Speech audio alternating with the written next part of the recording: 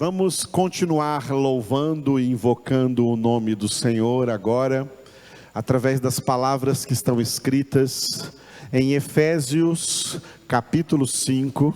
Abra sua Bíblia em Efésios capítulo 5 e nós vamos ler juntos do versículo 1 até o versículo que nós vamos meditar hoje, que é o versículo 24.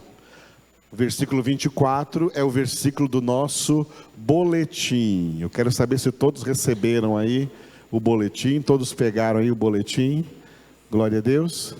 Quem não pegou aí, o Enivaldo está ali na porta para providenciar. Esse boletim aqui, ele é individual, tá? É para cada um de vocês, para depois da congregação, depois da nossa reunião, você pode e deve levá-lo para a sua casa, tá bom? Leve para a sua casa, para ler novamente ali o que foi explanado aqui, como palavra de Deus para nós. Tem um pequeno estudo bíblico aqui na última página, tem os aniversariantes para você orar por eles, e tem os horários de todas as nossas reuniões durante a semana. Cada primeiro domingo do mês, hoje é o primeiro domingo, nós temos o nosso boletim. Glória a Deus. Fazemos isso há 20 anos e glória ao Senhor por tudo aquilo que Ele já revelou para nós aqui através dessa palavra. Então, Efésios 5, de 1 a 24, leiamos juntos. Sede, pois, imitadores de Deus, como filhos amados, e andai em amor, como também Cristo nos amou, e se entregou a si mesmo por nós, como oferta e sacrifício a Deus, em aroma suave. Mas a impudicícia e toda sorte de impurezas ou cobiça, nem sequer se nomeie entre vós, como convém a santos, nem conversação torpe, nem palavras vãs ou chocarrices, coisas essas inconvenientes. Antes, pelo contrário, ações de graças. Sabei, pois, isto: nenhum incontinente, ou impuro, ou avarento, que é idólatra, tem herança no reino de Cristo e de Deus. Ninguém vos engane com palavras vãs, porque por essas coisas vem a ira de Deus sobre os filhos da desobediência. Portanto, não sejais participantes com eles, pois outrora erais trevas, porém agora sois luz no Senhor. Andai como filhos da luz, porque o fruto da luz consiste em toda bondade e justiça e verdade, provando sempre o que é agradável ao Senhor. E não sejais cúmplices nas obras infrutíferas das trevas. Antes, porém, reprovai-as, porque o que eles fazem em oculto, o só referir é vergonha. Mas todas as coisas, quando reprovadas pela luz, se tornam manifestas, porque tudo que se manifesta é luz. Pelo que diz: desperta, ó tu que dormes, levanta-te de entre os mortos, e Cristo te iluminará. Portanto, vede prudentemente como andais, não como nécios, e sim como sábios, remindo o tempo, porque os dias são maus.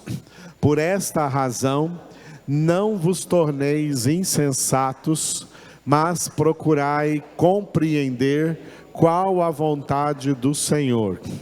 E não vos embriagueis com vinho, no qual há dissolução, mas enchei-vos do Espírito, falando entre vós com salmos, entoando e louvando de coração ao Senhor, com hinos e cânticos espirituais, dando sempre graças por tudo a nosso Deus e Pai, em nome de nosso Senhor Jesus Cristo, sujeitando-vos uns aos outros no temor de Cristo. As mulheres sejam submissas ao seu próprio marido, como ao Senhor, porque o marido é o cabeça da mulher, como também Cristo é o cabeça da igreja, sendo este mesmo o Salvador do corpo.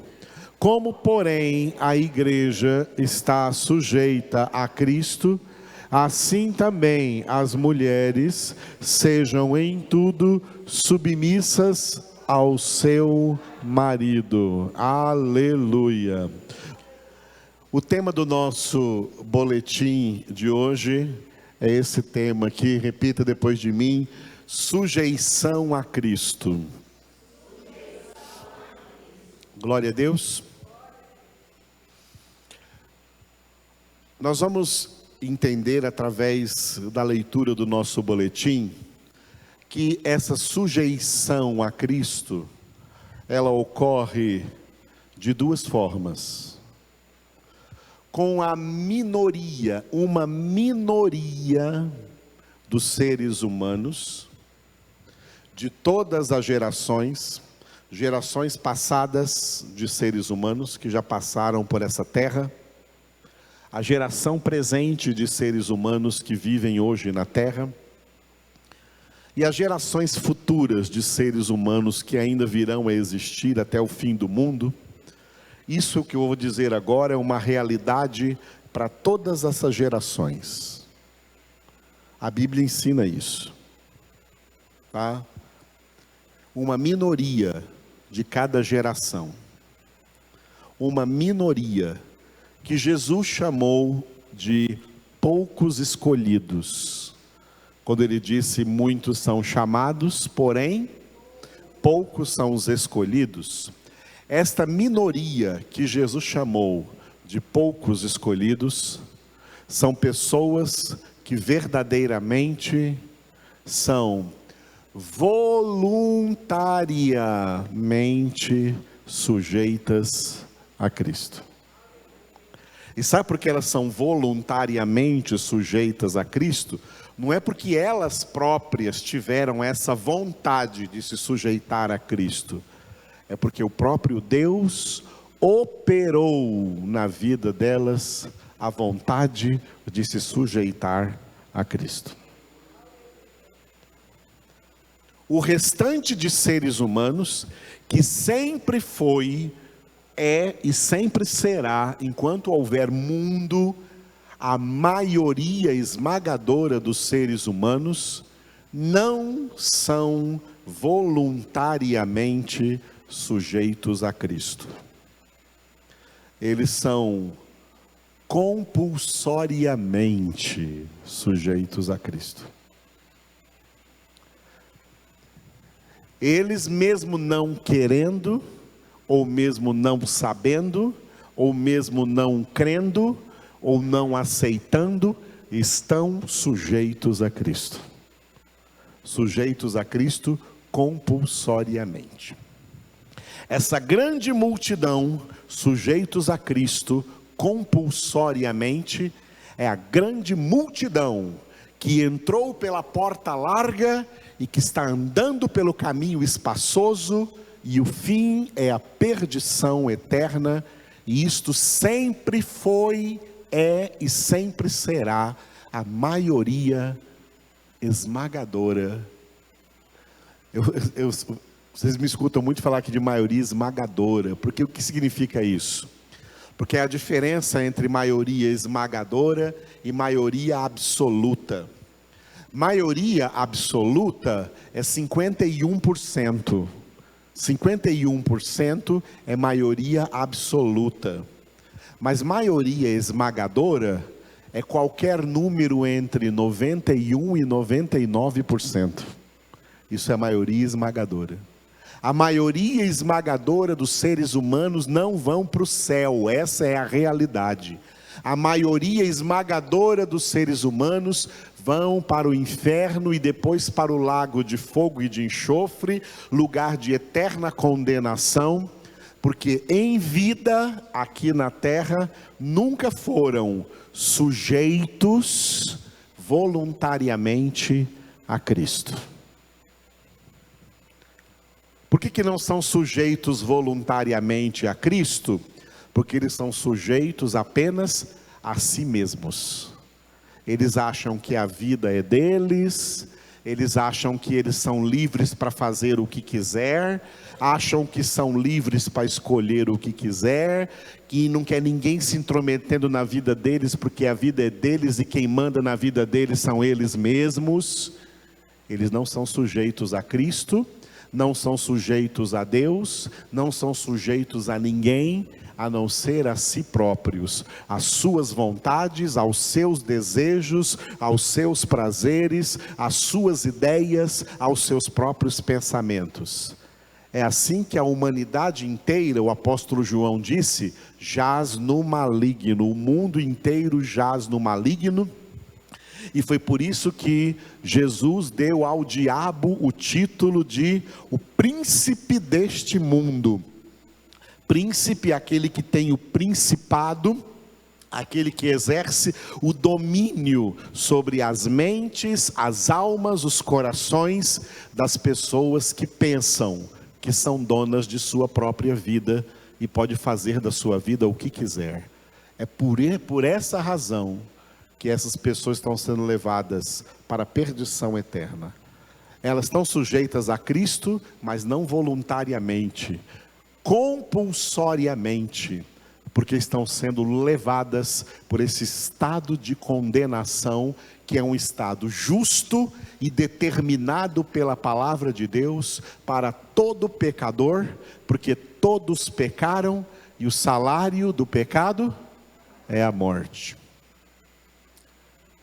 A minoria, essa maioria, são muitos chamados à existência, e a minoria, poucos escolhidos, nos quais Deus opera o desejo, a vontade de verdadeiramente se sujeitar a Cristo. Por isso esse tema de hoje aqui, ele não é um tema, a sujeição a Cristo, ele não é um tema muito compreendido por pessoas imaturas. Ele não é leite espiritual, é alimento forte, tá? É alimento para gente madura na fé, para gente que verdadeiramente entende que é propriedade exclusiva de Jesus. Aleluia. Muito bem, esse é o tema principal. Para esse tema nós temos um título. O título principal é, diga, sujeição exclusiva. Qual é essa sujeição exclusiva? É a sujeição voluntária. É a sujeição exclusiva dos poucos escolhidos. Tá? Não é a sujeição compulsória. A sujeição exclusiva é a sujeição voluntária, daqueles que voluntariamente, porque Deus operou neles essa vontade, eles de coração se entregam e se sujeitam a Cristo Jesus. Sujeição exclusiva, porque exclui todas as demais pessoas que não possuem esta sujeição. Título então, sujeição exclusiva, e subtítulo, repita, a igreja sujeita a Cristo. Vamos entender no texto que vamos acompanhar no boletim, que a igreja no singular ali, a igreja, não as igrejas no plural, mas a igreja no singular sujeita a Cristo, é a igreja composta. Não é uma igreja que tem um endereço, não é uma igreja que tem um prédio, não é uma igreja denominacional, que tem uma placa denominacional. é uma igreja invisível, formada apenas daqueles verdadeiros crentes, verdadeiros convertidos, que são, de fato, sujeitos a Cristo. Essa é a igreja sujeita a Cristo. O nosso texto, então, é o versículo 24. Como, porém, a igreja está sujeita a Cristo, assim também as mulheres sejam em tudo submissas ao seu marido. Repitam, bem forte.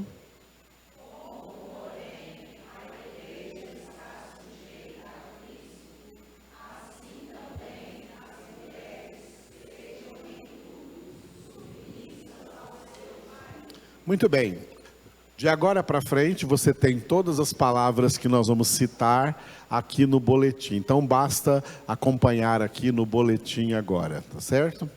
Então o versículo está aí, logo no início, tá? Na página 2 do boletim, o título principal, sujeição exclusiva, o subtítulo, a igreja sujeita a Cristo, e o versículo, Efésios 5, 24, cada versículo aí em negrito vocês vão ler junto comigo. Então leiamos mais uma vez. Como, porém, a igreja está sujeita a Cristo, assim também as mulheres sejam em tudo submissas ao seu marido. Acompanhem comigo. O tema da submissão da mulher cristã ao marido igualmente cristão foi muito bem exposto no versículo 22. Leiamos: as mulheres sejam submissas ao seu próprio marido como ao Senhor. Assim, o tema que se tornou ainda mais relevante do que o papel dos cônjuges no casamento foi a relação entre Cristo e sua igreja. Aleluia! Vamos entender então a nossa palavra de hoje, dentro do versículo 24, tá bom? Não vamos hoje abordar essa questão da sujeição da mulher, porque nós já abordamos há um bimestre atrás, no boletim de fevereiro, lá no versículo 22.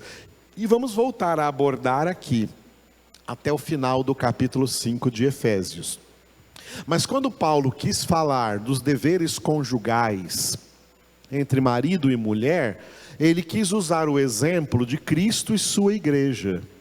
E acontece que o exemplo ficou maior do que o tema principal, ficou mais importante e fez sombra ao tema principal, que era os relacionamentos conjugais, porque o tema mais importante se tornou o relacionamento entre Cristo e sua igreja. Amém? De todas as formas, essa é uma figura de linguagem que Deus usou em toda a Bíblia. Deus usou em toda a Bíblia o relacionamento humano mais íntimo, o relacionamento humano entre dois seres humanos, entre um homem e uma mulher. O relacionamento mais íntimo é o relacionamento matrimonial, relacionamento conjugal, marido e mulher. Por isso, quando Deus instituiu o casamento, lá em Gênesis capítulo 2, ele disse: deixará o homem pai e mãe, e se unirá à sua mulher, e os dois serão uma só carne. Olha o que Deus está fazendo, promovendo o casamento, e promovendo o casamento, Ele está promovendo o relacionamento conjugal, como um relacionamento superior ao relacionamento que nós tínhamos quando vivíamos com nossos pais. Tanto o homem quanto a mulher, quando vão se casar, deixam a casa do pai e da mãe, para agora fazer a sua própria família, com base no seu relacionamento conjugal. Relacionamento marido e mulher é o mais íntimo relacionamento entre seres humanos, instituídos por Deus na sua palavra. é mais íntimo do que o relacionamento entre pais e filhos, é mais íntimo do que o relacionamento entre irmãos e irmãs, e é mais íntimo do que relacionamentos sociais ou parentais, seja o que for. O relacionamento mais íntimo é o relacionamento conjugal. Por isso que, uma das coisas que os jovens solteiros mais tinham que investir nas suas vidas, além de investir em estudar, além de investir em ter uma profissão, era se preparar para um casamento duradouro, um casamento vitalício, no qual um vai ajudar o outro a ser mais santo, um vai santificar o outro. Infelizmente não é isso que acontece. Infelizmente as pessoas, a maioria, de novo, em maioria esmagadora, vão para um casamento sem refletir, sem pensar, sem meditar. Vão para um casamento por motivos errados. Vão para um casamento por motivos financeiros, motivo errado. Por motivos sexuais, motivo errado. Por motivos de aparência, motivo errado. Mas as pessoas preferem esses motivos. O principal motivo pelo qual uma pessoa deveria ir para um casamento era um motivo espiritual. Fazer com uma pessoa um relacionamento conjugal íntimo entre três: o marido, a mulher e o Senhor, unindo os dois. Porque está escrito: o cordão de 3 dobras ninguém pode romper. Era assim que deveria ser o casamento. Assim é o meu casamento com aquela mulher maravilhosa ali atrás, minha esposa, que eu amo de todo o meu coração. Há 35 anos, só 35 passou voando. Então, irmãos, é assim que tinha que ser os casamentos, mas infelizmente não são. E eu só vejo casaizinhos quebrando a cara. E casamento destruído, casamento fracassado, não é só aquele casamento que dá em divórcio. Isso já é fracassado. Divórcio é um fracasso, porque está escrito no livro do profeta Malaquias que Deus odeia o divórcio. Mas não é só onde tem divórcio que o casamento foi fracassado. Muitos casais não se divorciam e vivem um casamento espiritualmente fracassado a vida toda. E sofrem por isso a vida toda, porque não pensaram direito, não investigaram direito, não oraram direito, não se prepararam direito para esse compromisso tão sério, que é o relacionamento mais íntimo abaixo do nosso relacionamento com Deus. O único relacionamento mais íntimo de uma pessoa, fora o relacionamento com o seu cônjuge, é o seu relacionamento com Deus. Mas não pensaram no seu relacionamento com Deus e entraram num casamento que vai atrapalhar a sua vida espiritual ao invés de edificar a sua vida espiritual. Entram num casamento que vai travar a sua vida espiritual e não ajudar a sua vida espiritual. Isso é terrível. Então, fica o aviso aí para quem não casou ainda: case direito. Tá bom? Só essa introdução sobre casamento, mas eu vou abordar aqui o casamento espiritual que é entre Cristo e sua igreja. Deus pegou essa questão do relacionamento conjugal como um relacionamento mais íntimo, para usar isso como uma parábola, uma comparação do relacionamento que Ele quer com o seu povo. Por isso que na antiga aliança, Deus era o esposo e Israel era a esposa. E na nova aliança, Cristo é o esposo e a sua igreja é a esposa.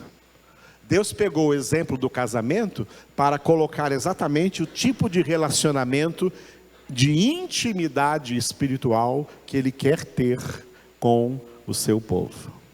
Amém? Então vamos acompanhar. Por isso que nós vamos tirar aqui deste versículo apenas aquela frase ali, ó, repita depois de mim: a igreja está sujeita a Cristo. É assim que começa o segundo parágrafo, e acompanhe no boletim, ó.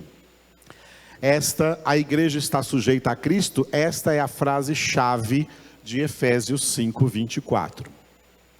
Como a palavra igreja está no singular, há de se entender que se refere não às igrejas ou denominações plurais e visíveis que ocuparam ou ocupam tempo e espaço na história do cristianismo na humanidade.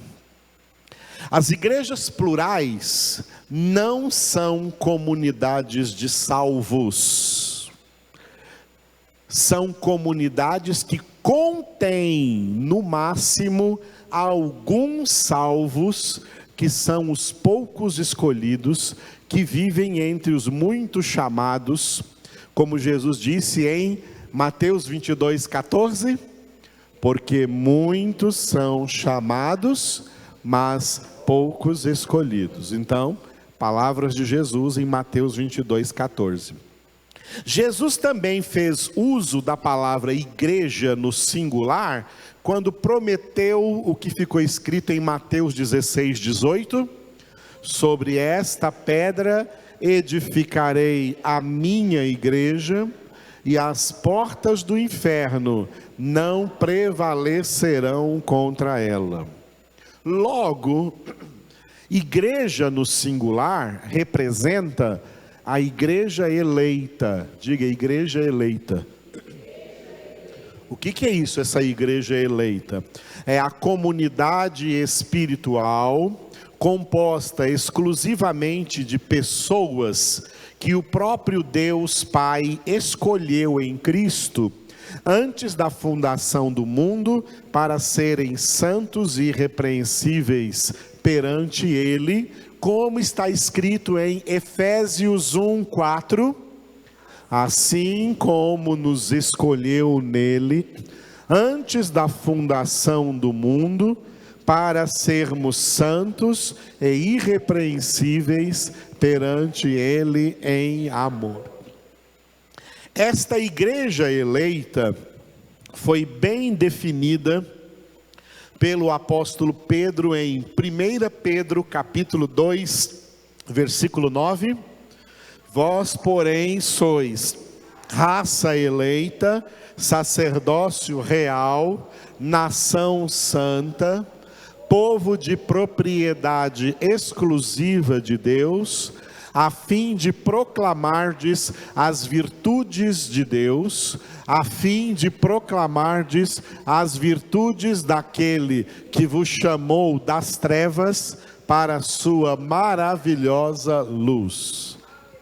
Teve um erro aqui de digitação, tá? Mas foi até proposital, que você repetiu 2 vezes aí, né? Para proclamardes as virtudes de Deus. Somente esta igreja eleita, olha só os 4 títulos que Pedro deu a essa igreja. Repita depois de mim de novo: raça eleita, sacerdócio real, nação santa, povo de propriedade exclusiva de Deus. É esse povo aí que Jesus chama de minha igreja no singular.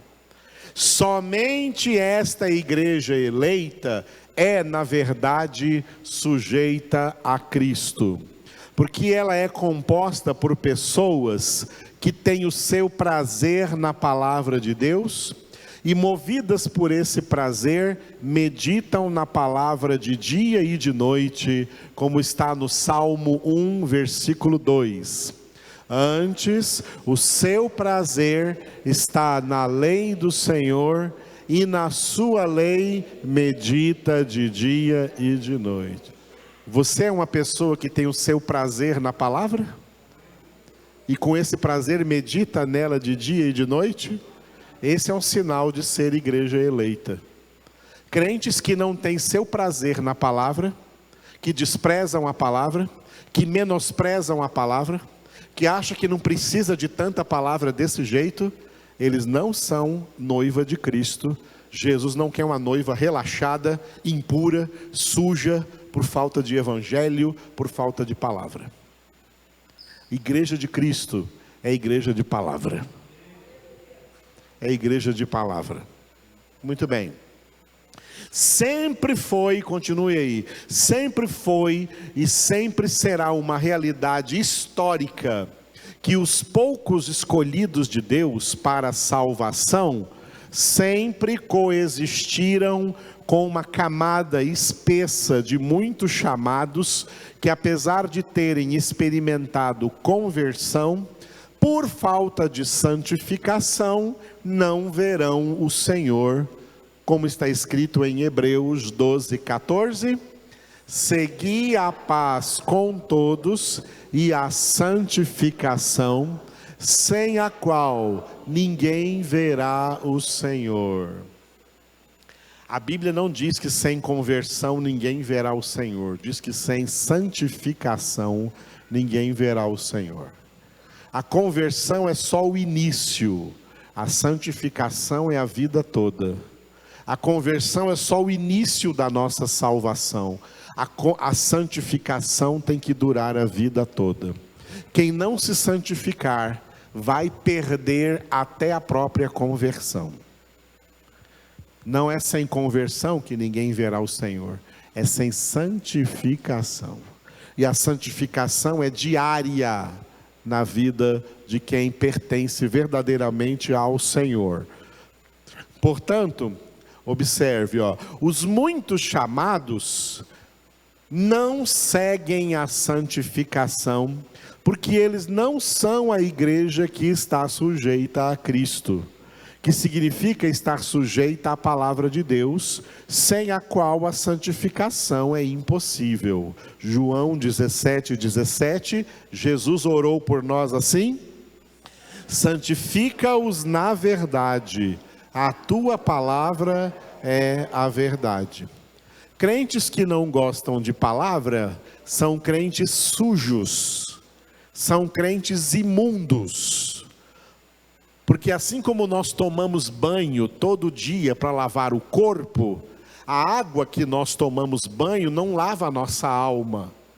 O banho diário para a nossa alma é o banho da palavra. Assim como a água lava o nosso corpo, somente a palavra de Deus lava a nossa alma.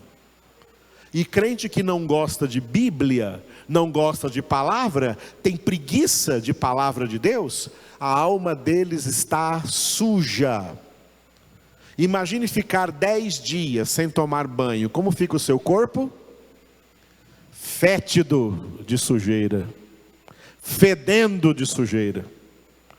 E assim está a sua alma, se você passa 10, 20, 15, 30 dias sem meditar na palavra de Deus. Quem é de Deus medita nela de dia e de noite, todos os dias, porque entende que assim como toma banho todos os dias, assim como é necessário dar um banho no corpo todos os dias, tem que dar um banho de palavra de Deus na sua alma todos os dias. Isso é banho todos os dias.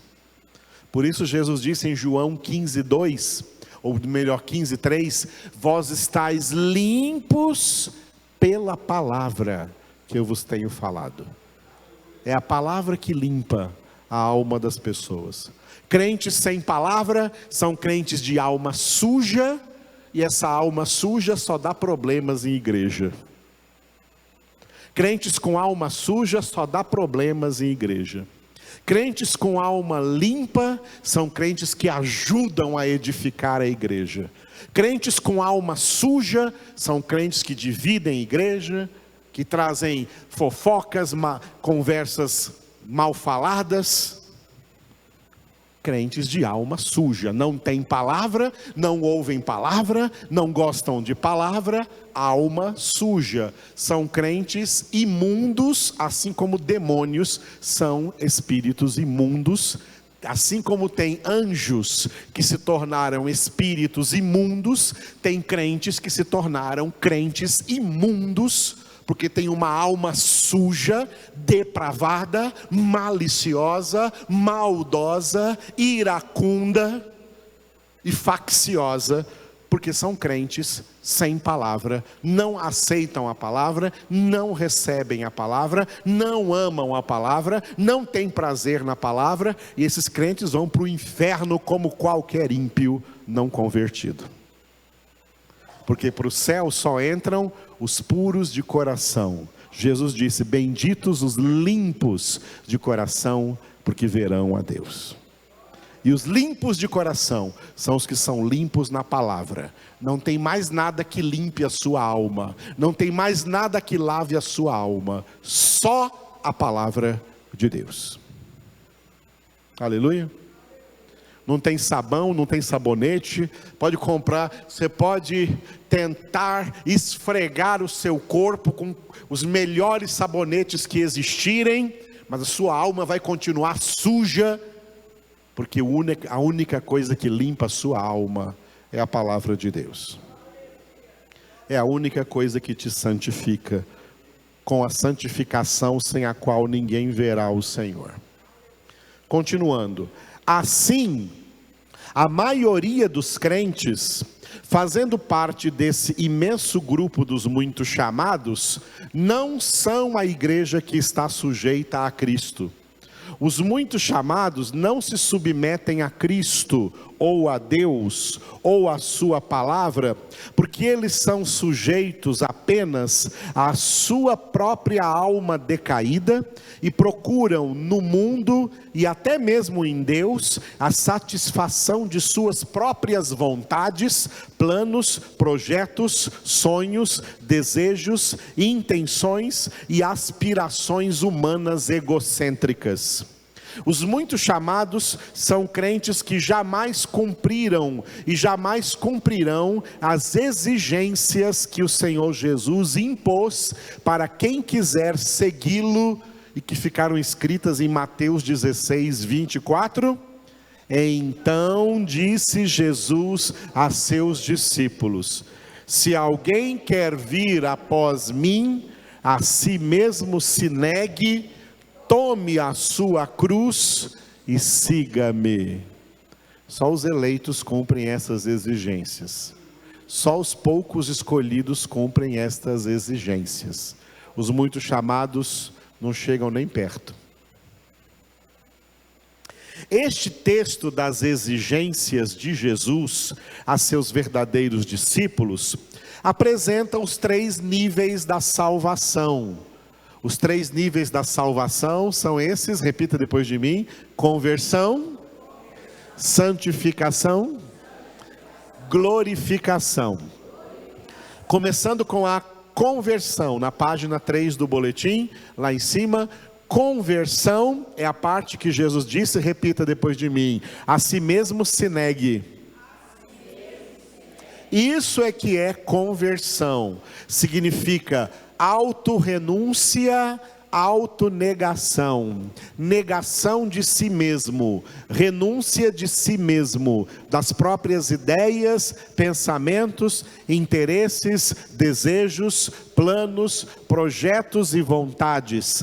É a negação e renúncia total do ego. Renuncia a si mesmo. É exigência de Jesus. Quem não renunciou a si mesmo, quem não negou a si mesmo, Jesus não quer nem saber dessas pessoas. É sério assim.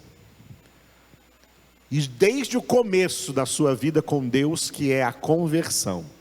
A partir da conversão vem a santificação. A santificação está nessa frase, repita depois de mim: tome a sua cruz. Essa é a cruz da obediência total, irrestrita e inquestionável ao Senhor e a tudo quanto Ele ordena na sua palavra. O que pode ser resumido em um único mandamento, repita: sede santos. Os poucos escolhidos, a igreja eleita, é sujeita a Cristo porque obedece a palavra. Os outros não obedecem a palavra. A maioria dos crentes não obedece a palavra de jeito nenhum, e eu quero dizer para vocês que isso inclui pastores. Tem muitos pastores que também não obedecem a palavra de jeito nenhum. Não deveriam estar na posição de pastores, mas estão. E são também desobedientes ao Senhor e à sua palavra. Santificação é obediência. Conversão é renúncia. Santificação é obediência. Aleluia.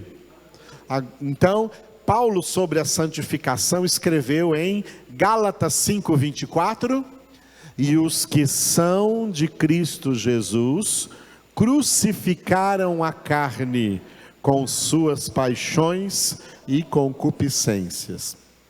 Essa é a autocrucificação, tá? Crucificação do ego, do eu. Renuncia ao seu eu e prega ele na cruz da obediência a Cristo. É esse o caminho da salvação.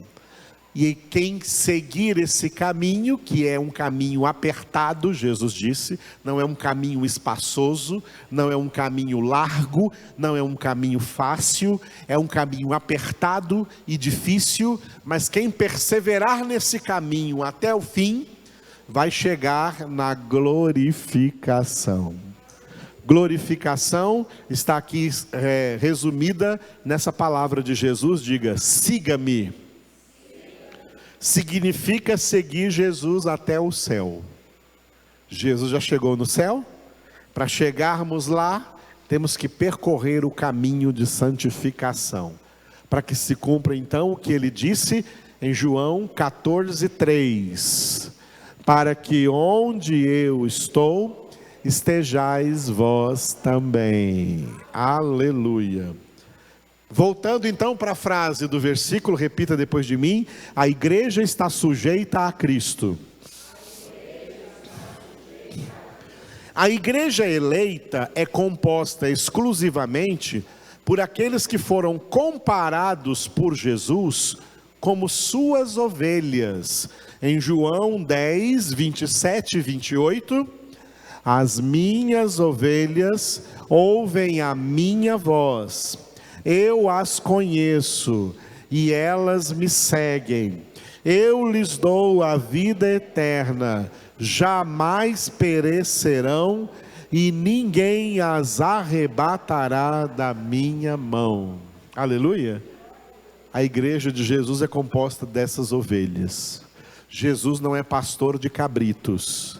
Jesus é pastor de ovelhas. E na sua volta, ele vai separar os cabritos do meio das ovelhas. Para as ovelhas, ele vai dizer: vinde benditos do meu Pai, e tomai posse do reino que vos está preparado desde antes da fundação do mundo. E para os cabritos, ele vai dizer: apartai-vos de mim, malditos, para o fogo eterno, onde haverá choro e ranger de dentes. Jesus é o bom pastor exclusivamente daqueles que são suas ovelhas, e ele disse porque em João 10:14: eu sou o bom pastor, conheço as minhas ovelhas e elas me conhecem a mim. Aleluia.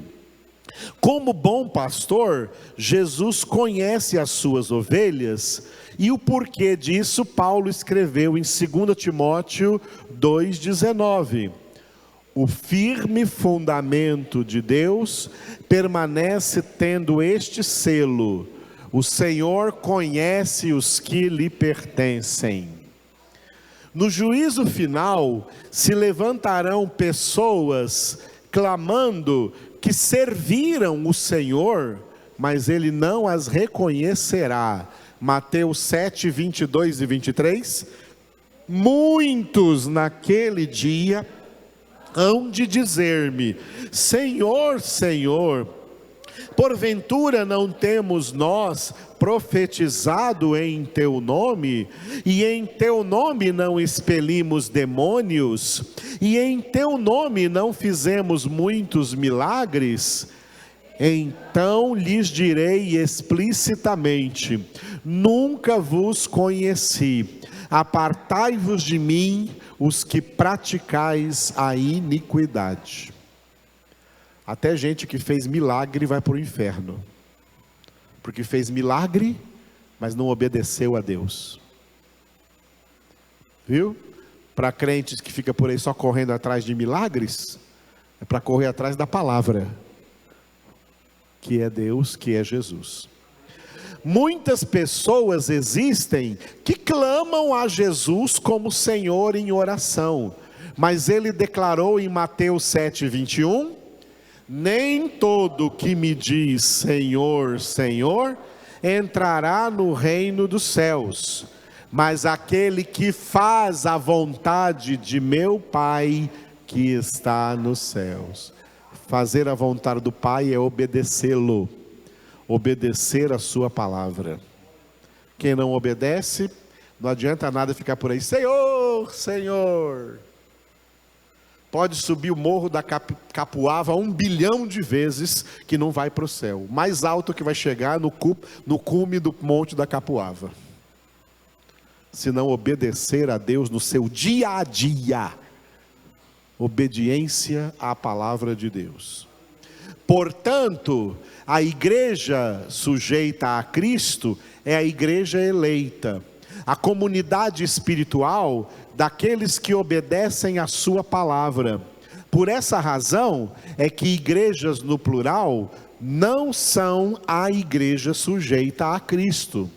Porque as igrejas plurais escreveram as suas próprias doutrinas, que as diferem umas das outras e as fazem ficar competindo por membros. Os eleitos de Deus não estão sujeitos a doutrinas criadas por igrejas, porque eles são a igreja que está sujeita exclusivamente a Cristo em total obediência à sua palavra. O Senhor Jesus nunca ordenou à sua igreja que criasse as suas próprias doutrinas. Ele ordenou que a sua igreja fizesse discípulos para ele, ensinando a esses discípulos a sua palavra. Mateus 28, 19 e 20. Fazei discípulos, ensinando-os a guardar todas as coisas que vos tenho ordenado. Desta forma, a igreja sujeita a Cristo forma discípulos de Cristo, discípulos sujeitos a Cristo, submissos e obedientes à palavra de Deus, porque Jesus declarou em Mateus 7, do 24 ao 27, leiamos juntos essa palavra. Todo aquele, pois, que ouve estas minhas palavras e as pratica, será comparado a um homem prudente, que edificou a sua casa sobre a rocha, e caiu a chuva, transbordaram os rios, sopraram os ventos, e deram com ímpeto contra aquela casa, que não caiu, porque fora edificada sobre a rocha. E todo aquele que ouve estas minhas palavras e não as pratica, será comparado a um homem insensato, que edificou a sua casa sobre a areia, e caiu a chuva, transbordaram os rios, sopraram os ventos, e deram com ímpeto contra aquela casa, e ela desabou, sendo grande a sua ruína. Aleluia. Vocês me ouviram ler aqui no boletim uma coisa que pode parecer estranha aos ouvidos de muitos crentes, que é o seguinte: muitos crentes devem achar normal que cada denominação, cada igreja tem as suas próprias doutrinas. Então aquela denominação tem as suas próprias doutrinas, aquela outra denominação tem as suas próprias doutrinas, aquela outra denominação tem as suas próprias doutrinas. Jesus não mandou denominação nenhuma ter suas próprias doutrinas. Jesus não mandou. A única palavra que Jesus estabeleceu como doutrina para a sua igreja é a Bíblia. A mesma Bíblia. Cada denominação tem uma Bíblia diferente? Cada denominação tem uma Bíblia diferente? Então por que tem doutrinas diferentes? Porque desobedeceram a Jesus. Fizeram o que Jesus falou para não fazer. E não fizeram o que Jesus mandou fazer. Jesus não mandou fazer membros de denominações. Jesus mandou fazer discípulos dele. Discípulos dele, ensinando a sua palavra. Todas as igrejas, a primeira delas foi a que hoje é chamada e conhecida, muito famosa, como Igreja Católica. E depois da Reforma Protestante, as igrejas protestantes caíram no mesmo erro, e cada igreja ficou aí fazendo o seu livrinho de doutrinas.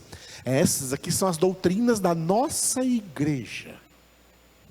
Fazendo discípulos da igreja, fazendo discípulos da denominação, e não fazendo discípulos de Cristo. Discípulos de Cristo não são feitos com doutrinas denominacionais.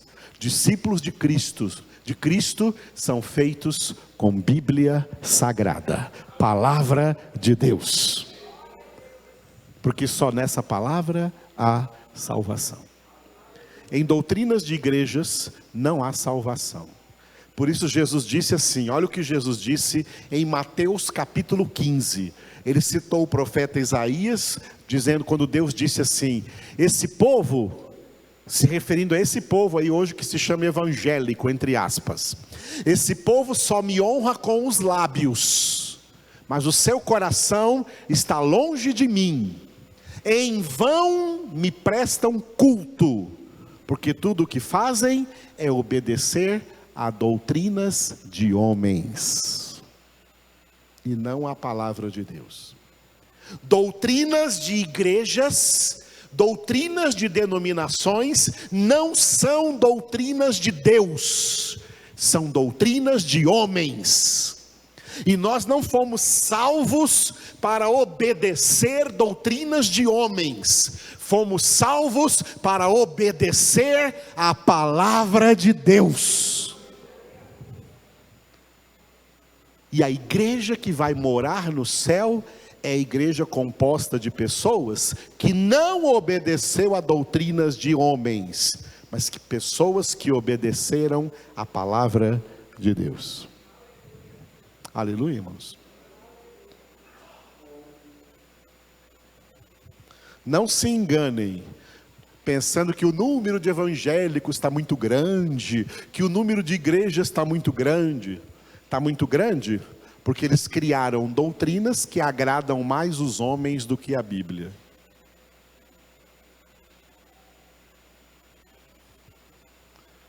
A Bíblia continua sendo a porta estreita e o caminho apertado, e são poucos os que conseguem entrar por essa porta e andar por esse caminho. Essa porta é Jesus. João 10:9 ele disse: eu sou a porta. Esse caminho é Jesus. João 14:6 ele diz: eu sou o caminho e a verdade e a vida, e ninguém vem ao Pai senão por mim. Ninguém vem ao Pai obedecendo doutrinas de homens, obedecendo doutrinas de igrejas, obedecendo doutrinas denominacionais. Vem ao Pai obedecendo a Bíblia, obedecendo a Bíblia Sagrada. A Bíblia Sagrada que Martinho Lutero disse em 1517 ao iniciar a Reforma Protestante: sola Escritura. Nós só precisamos da Bíblia. Nós não precisamos de doutrina denominacional. Nós não precisamos de doutrinas de igrejas. Nós precisamos das doutrinas de Deus, escritas, reveladas por Ele, aqui na sua palavra.